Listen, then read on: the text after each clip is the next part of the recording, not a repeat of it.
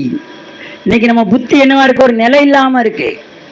அப்ப நிலை இல்லாத பரபரப்பு, பறக்க கூடாது. ஆக்க பொறுத்த நீ ஆற பொறுக்க கூடாத பாயசத்தை தந்துட மாட்டோம், காலில் கொட்டி தொலைச்சிட்டியே. அந்த மாதிரி இன்னைக்கு என்னவா இருக்கு? பாயாசத்தை ஆக்கிற வரைக்கும் என்ன பண்ணான்? ஆனா பாயாசம் வெந்து கீழே இறக்குன உடனே மலர்னு என்ன பண்ணான்? கோரி கிளாஸில் ஊற்றி வாயில் ஊற்ற பா பொத்துட்டு. அதுக்கு தான் நம்ம என்ன சொல்லுதோம்? ஆக்க பொறுத்தவன் ஆற பொறுத்தா எவ்வளோ அழகா, எவ்வளோ அழகாக சாப்பிடலாம். நீங்கள் எவ்வளோ அழகாக சாப்பிடலாம், மாறுது பாருங்கள், எவ்வளோ அழகாக சாப்பிடலாம். அப்போ இன்னைக்கு நம்ம அறக்க பறக்கக்கூடாது. தெய்வ சித்தத்தில் நம்மகிட்ட என்ன இருக்கக்கூடாது? நாளைக்கே ஆணிய எடுத்துகிட்டு வந்துருங்கன்னு சொல்லக்கூடாது, கொஞ்சம் காத்திருக்கணும். தேவ சித்தத்தில் இருக்கிறவர்கள் அறக்க பறக்கப்படக்கூடாது. என்ன பண்ணக்கூடாது? நீங்கள் அறக்க பறக்கவே வரக்கூடாது. இன்றைக்கி நிறைய பேர் தேவ சித்தத்தில் இருக்கிறேன்னு சொல்லிட்டு அறக்க பறக்க அறக்க பறக்க அறக்க பறக்க அறக்க பறக்கமா. நாங்களாம் ரொம்ப தெளிவாக தேவ சித்தத்தில் இருப்போம். அல்லேலூயா. ரொம்ப தெளிவாக இருப்போம், தேவ சித்தத்தில் இருக்குன்னு சொல்லி. இன்னைக்கு காலையில் கூட என் பையன்ட்டு அதான் சொல்லிட்டு வந்தேன். நாம் எதில் இருக்கிறோம்? தேவனுடைய திட்டத்தில் இருக்கிறோம், தேவனுடைய சித்தத்தில் இருக்கிறோம். மூவிங் பை காடு, கர்த்தர் மூலமாக தான் நம்ம என்ன பண்ணணும்? ஒவ்வொரு காரியத்தையும் செய்யணும். ஆமாம், இப்போ நாளைக்கு ஒரு பாடலை வீடியோவை வெளிப்பரப்ப போகிறோம். அதை நிறைய இடத்துல போய் என்ன பண்ணோம்? வீடியோ ஷூட்டிங் பண்ணோம். நிறைய இடத்துல கதவு தேவன் திறந்தார். அப்போ நான் சொன்னேன், நமக்கு கர்த்தர் என்ன பண்ணுறாரு? அவருடைய சித்தத்தின்படி செய்கிறவர்களுக்கு எல்லாமே கதவு திறக்கும். ஆனால் நம்ம பறக்கக்கூடாது, அமர தான் போகணும். அல்லேலூயா. நம்ம பறந்தேன்னு வைங்களேன், விழுந்துருவோம், முட்டை நொறுங்கிரும், ஒன்றுமே ஆகாது, லாய்க்கே பட மாட்டோம். அப்போ அறக்க பறக்க என்ன பண்ணக்கூடாது? பறக்கக்கூடாது. அல்லேலூயா. காரணம், நீங்கள் ஆற பறக்க என்ன பண்ணக்கூடாது? பரபரப்பான சூழ்நிலைகளை எதிர்பார்க்காதீர்கள்.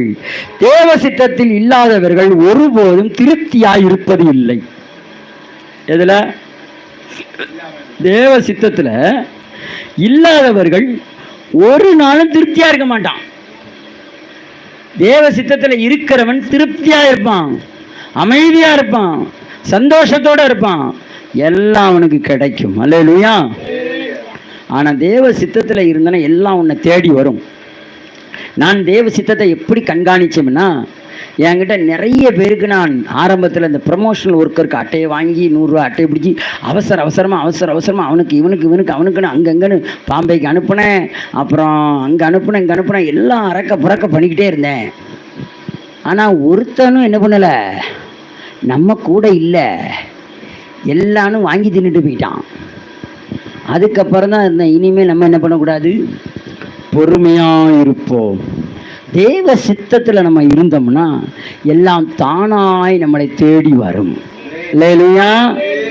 நாம போக வேண்டாம். ஆபிரகாமை நீ ஆசீர்வாதமாய் இருப்பாய், உன் பெயரை பெருமைப்படுத்துவேன், உனக்குள்ள இருக்கிற பூமியில் உள்ள இருக்கிற எல்லா வம்சமும் உனக்குள்ள ஆசீர்வாதமாய் இருக்கும். அப்படின்னா நாம தேவ சித்தத்தில் ஆறுதலாய், சமாதானமாய், சந்தோஷமாய், நம்பிக்கையாய் இருக்க வேண்டும். அல்லேலூயா, அல்லேலூயா, அல்லேலூயா.